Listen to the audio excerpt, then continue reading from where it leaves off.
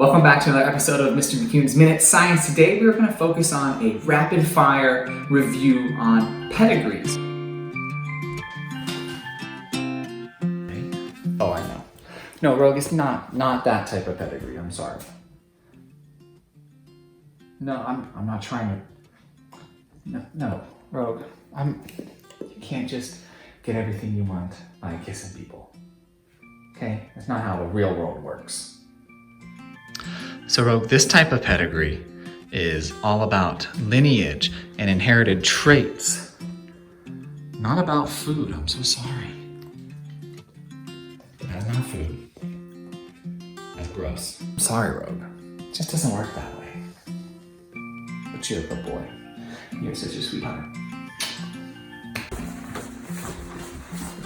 Where? Hey, I'm not that fast. I don't have 4 legs like you. This one? For what? You like this bag? Here. It's not pedigree though, buddy. Do you still care? It's not pedigree. Do you care?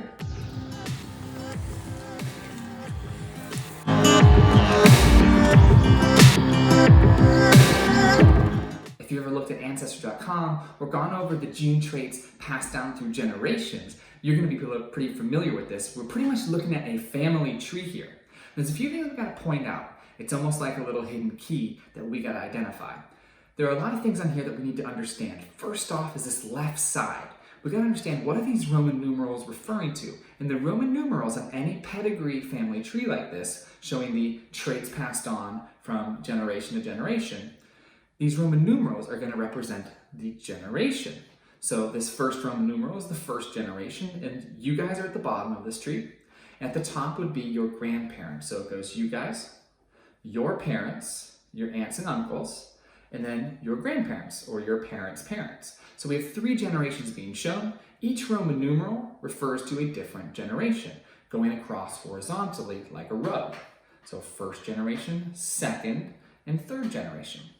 What we're going to be looking at specifically is one trait. And that trait that I've chosen is, voila, hitchhiker thumbs. And I've got a pretty severe case of hitchhiker thumb. I'm pretty sure if you were a carpenter, you could use my hitchhiker thumb as a T-square to measure 90-degree angles, because look at that baby bend back.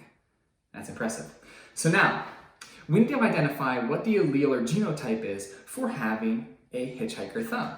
We're going to use the letter H to indicate the alleles. Capital H meaning dominant, dominant being a straight up and down thumb, and then a lowercase h for recessive, and the recessive trait is what gives that hitchhiker appearance, that bent backward shape. So let's put that on our board here. So if I end up having an offspring or myself with a homozygous dominant relationship, I'm going to have no hitchhiker thumb, straight up and down. If I'm heterozygous, meaning I just have one dominant allele, I will have no hitchhiker thumb. The only time I ever get a hitchhiker thumb is when I am homozygous recessive, or 2 little h's, to give me this wicked bend. Now let's look further at this picture, because there's some more things that we need to pick out. So we have a whole bunch of lines that connect all these people in this family tree. There are horizontal lines that are going to connect and show a marriage line. So 2 people connected by a horizontal line are going to show a marriage line. And that marriage line is showing that those 2 people have mated, or those 2 organisms have mated, and therefore producing some sort of offspring. The vertical lines that come down showcase the new generation or the new offspring. These lines here connect the family members in the same generation. Now, we have squares and we have circles. These squares are always going to be the males, and these circles are always going to be the females. So we have males and females shown by squares and circles. Now the next thing you notice is probably that they're shaded. And so we have some that are shaded black background, and we have some that are shaded with nothing. They're just white backgrounds. And what that means is it's telling us about the trait that we're trying to track. And right now we're tracking hitchhiker thumbs. So any of the squares or circles that are shaded in black are going to show me that they are hitchhiker thumbs, or little h relationships. So every single black square is somebody who has a hitchhiker thumb, meaning you guys have hitchhiker thumbs. I know the next thing you're looking at is these beautiful drawings. Spent way too much time drawing these. I'm not the greatest caricature person, so I needed some help. So maybe when we get out of this whole quarantine, I can get one of you guys to do all my drawings for the future videos that we might post, because this is actually kind of fun for me. So now we have a few things, some guidelines that we understand. So we know what the squares and the circles are. We understand the Roman numerals. We can see the lines that connect everyone. And what I want to be able to do next is I want to identify what is the genotype. What is the letter relationship? The HH, big H, little h. What is the relationship for each person on this family tree? That way we can really go back, and you could look at things in your own family at your next Thanksgiving party or Christmas party and say, are my earlobes attached or not attached? Do I have hitchhiker thumb? Do I not have hitchhiker thumb? What other widow's peaks can I be looking at? And you can trace this through generations using a pedigree chart like this. So what we're going to do is we're going to bring out and try to identify the genotype of each of the people on this map. Well, the easiest thing to start with is to identify which ones have a hitchhiker thumb, and we can give them the genotype of little h, little h. So I'm going to go ahead and do that right now. So I've successfully given a little h, homozygous recessive genotype to all of the people on this pedigree that show the phenotype of having a hitchhiker thumb. Everyone that was black shaded. Now I want to try and piece together the other dots. I'm going to start with the mother's side on the grandparents. So I see that we have a little h grandparent. We don't know what the grandmother is, but then we have 3 siblings that all have no hitchhiker thumb. They all have a vertical thumb. And the only way they can have a vertical thumb is if they have some sort of dominant allele. So I know that each person, when they mate, will pass on one specific allele for that trait. So no matter what, the grandfather is going to pass on a little h, no matter what, all the time. And because every single one of his offspring do not have a hitchhiker thumb, that means that grandmother has to be giving off the dominant allele, and these are all going to be heterozygous. And let's look at that first off.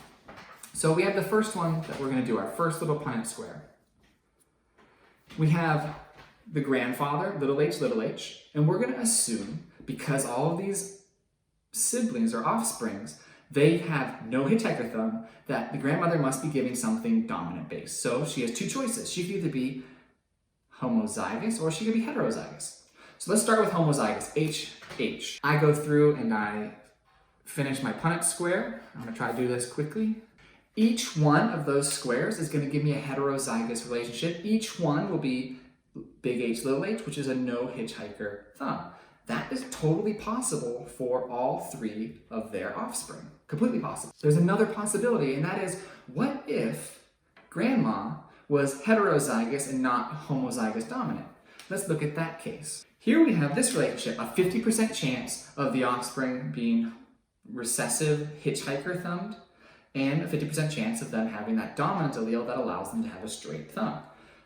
Either one of these is completely possible. And so when we go up to this grandmother, we're going to write, she could either be big H, or she could be big H, little h. She could be either of those 2 things. Because no matter what, because grandfather was giving a little h, every single one of grandfather's children is definitely going to get a little h. And because none of them have the hitchhiker thumb, that means grandmother was definitely giving some sort of dominant. Every single one of their children has a genotype that is heterozygous. So we figured out the left side of the tree. It's time to figure out the right side of the tree and go to your father's side. Well, let's start with the grandparents again. We have a homozygous recessive grandmother. She is for sure going to be passing down a little h. No matter what. That's the only thing she has to give. So she will be passing down a little h. And we have an interesting situation here where your dad's brother or your uncle, he is not shaded black. He has a heterozygous genotype because there is no black shading. He has a straight thumb. And he got the recessive allele from his mother, but he got a dominant allele from his father, your grandfather. So we know now this is heterozygous, this is homozygous recessive. There's one last person that we really have to determine here.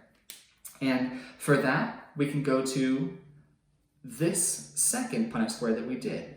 Because we have one sibling that is homozygous recessive and another one that is heterozygous, it cannot be this first instance where we have this Punnett square, because every offspring would have been straight thumbed. Instead, what we have is we have this second Punnett square. So half of the time you could have a hitchhiker thumb, and half of the time you could have a straight thumb. And so we can then infer that this grandfather is going to have a heterozygous relationship between his alleles. So here we successfully mapped out this pedigree. This is the extent of what I want you to know about pedigrees. I want you to understand how to read them, the difference between the squares and the circles, what the generation Roman numerals really mean, and then how to work backwards to figure out what the possible genotypes of all the players on this pedigree are.